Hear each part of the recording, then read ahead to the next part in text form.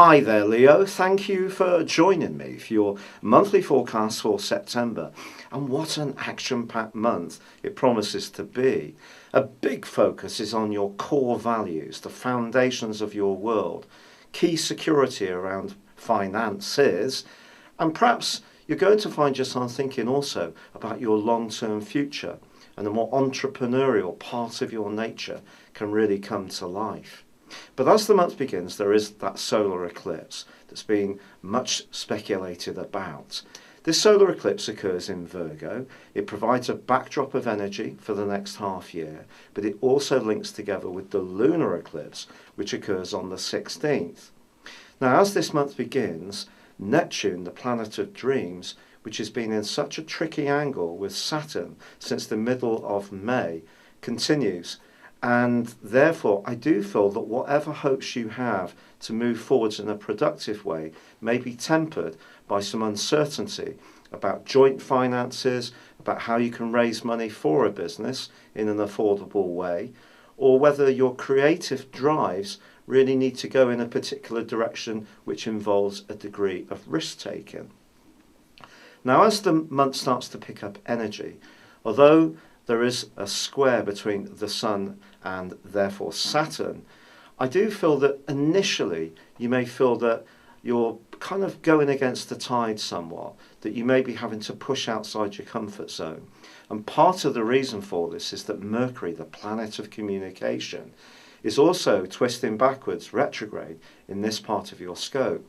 So even those everyday simple details that sometimes we take for granted, like taking money out of the hole in the wall or paying for something online, do require an extra level of vigilance because there is the potential for something to go awry.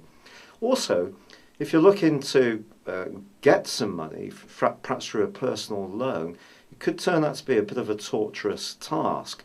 However, in your corner you have the role of Venus. Now, Venus, of course, is the planet of love and affection, and it continues in the sign of Libra. Now, in this area, it gives you a great deal of ability to be very gracious, very charming, or should I say even more charming, but it is going to enable you to be a bit more nuanced in the way you communicate and perhaps overcome some of the limitations of Mercury's retrograde.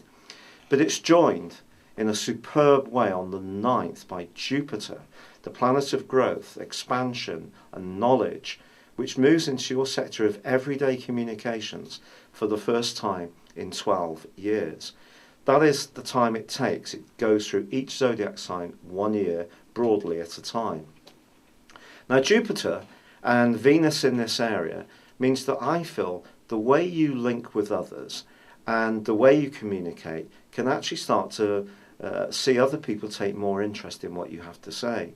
And even if that solar eclipse points towards not necessarily the most ambient environment to get your plans moving, there's still potential for progress. Also, Mars, which is in your sister fire sign of Sagittarius, well, that's forging a sensational link from the 11th to the 22nd with Uranus, the planet of restlessness and rebellion, which is in the part of your horoscope which is very much emphasizing freedom. If there is a situation in your life that you really get a neat hunch about, and that's what Mars can often promote, hunches, if you get a neat hunch about a talent of yours that you feel that you need to push outside your comfort zone to pursue, then seriously think about it. This could be around a business idea, it could be around an interest or hobby, it may be around a holiday, the chance to travel, or it could be around your romantic situation where something can come up really unexpectedly for you. Now, the problem is that between the 9th and the 13th, Venus then goes into a very tricky right angle with Pluto. Now, Pluto's in the part of your horoscope to do with everyday realities. But when Venus and Pluto get at right angles, sometimes there can be strings attached. So if you are looking to raise some finance or pay down some debt, or just be more proactive in the way that you deal or negotiate with people, just watch out if there are any hidden strings. However, In week 3, Venus forges a dazzling opposition with Uranus, but also forges a beautiful link with Mars. So week 3 of September could really be significant for you, particularly if you're solo and you meet someone for the first time, or you're going out and socialising. That can be a great time. And also there is a sensual vibe wafting round the heavens on the back of that solar eclipse, for sure. It's just there's a bit of, not necessarily smoke and mirrors, but uncertainty of what's coming from other people. Now on the 16th, there is a lunar eclipse. Now this is in the sign of Pisces, where Neptune is located, but this angles back at a sharp right angle to Mars. If you're involved in any kind of financial situation with someone you're close to, this could be a very difficult time, to be honest. The next 6 months potentially, especially if you're trying to extricate yourself from a situation. And if you are thinking about being a bit more risk-taking and gung-ho, don't go for it without doing your research. You are a fixed sign. You may be a fire sign, which gives you a lot of confidence. There's always a sense of drama around you. But being a fixed sign, you don't actually find it so easy to make the transition from one particular set of circumstances to another. You tend to stick at things for the long term, sometimes way beyond the sell-by date. So just be mindful of that.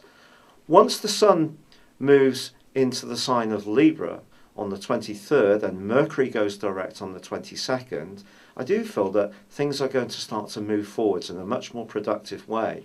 You could get a real sense of liberation around you and a desire to open up your horizons in a very exciting manner.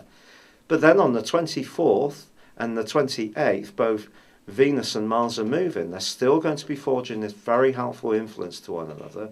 Mars is going to give you more physical vitality, but Venus moves into an area which is asking you to think more about your home, where you live, how you live there, who with. Some kind of redecoration project may be in your thoughts, and that can actually happen going into the end of September and into October. Some kind of reorganisation about where you live. So this is a month when resources are very much to the fore through the 2 eclipses. But there is the sense that you can have some social opportunities, you can communicate effectively, there can be some excitement, but it does call upon you perhaps to just go outside what you're so comfortable with, because if you do you know it can refresh you in ways that may be hard to appreciate even on listening to what I'm saying. Thank you for joining me, good luck, and goodbye for now.